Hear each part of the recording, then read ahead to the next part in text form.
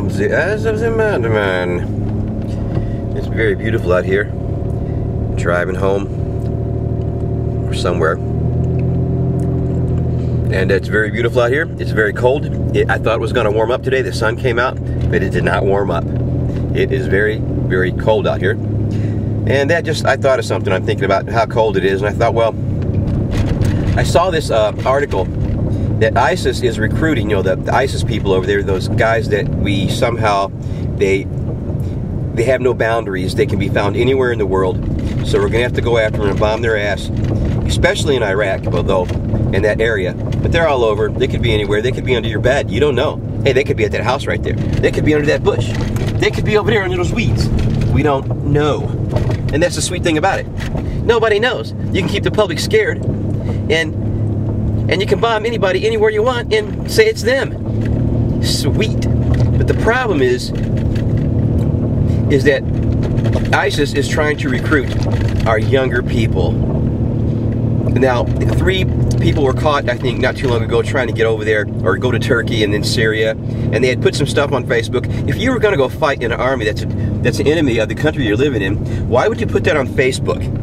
It just doesn't make sense. But, you know, kids are stupid. And that's my whole point. Kids are fucking stupid. Now, ISIS is recruiting young kids before they're smart enough to know better. And our government admits that.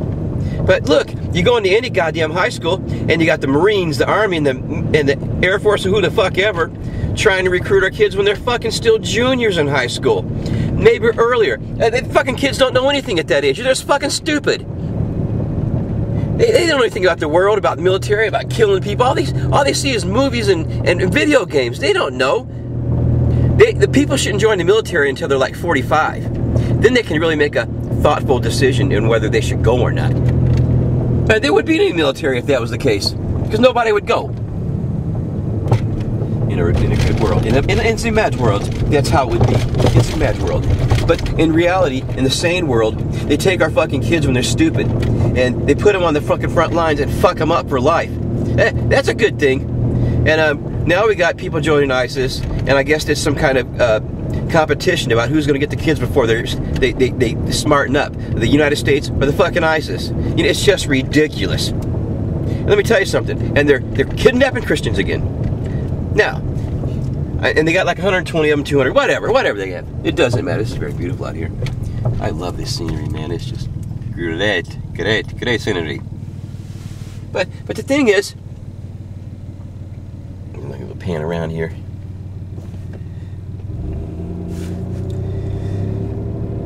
It's a competition between the United States military and ISIS to get our kids while they're still stupid. And I was going to make another point, but I forgot what the hell I was going to say. But that doesn't matter. That is the point.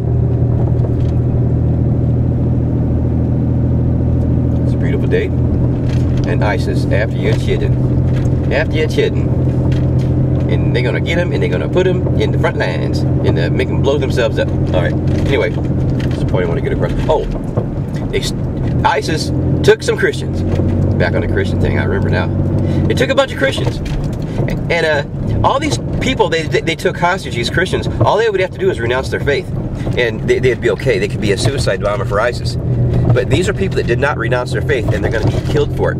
But I'm thinking, look, you know, they want to trade hostages, or they want money. Why don't we just give them like George Bush? Look, or McCain. McCain knows ISIS. He's fucking talked to him.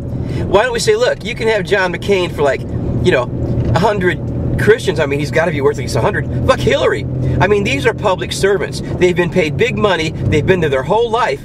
Now, maybe they would want to sacrifice for some real Christians. Let's see some Christians sacrifice for some other Christians. Let's see some big-time people who say they're Christians get up there and say, look, I'll go, you know, some very important person, you know, some warmonger like John McCain, up any Bush, not Jeb, or not the Mexican Bush. It's got to be George or one of those guys. And, you know, a couple senators, you know, those big-time senators, or Boner, somebody like that, you know, trade them for those Christians. How much are those Christians' life worth? Are they worth 1 million American soldiers, or maybe 1 Bush, or 1 Hillary? That's what I'm saying. Send them over there. Look, ISIS, you can have Hillary for those 200 Christians there, and then they can behead her, or do what the hell ever they want with her. They can maybe sell her to somebody else, to a sheik or something.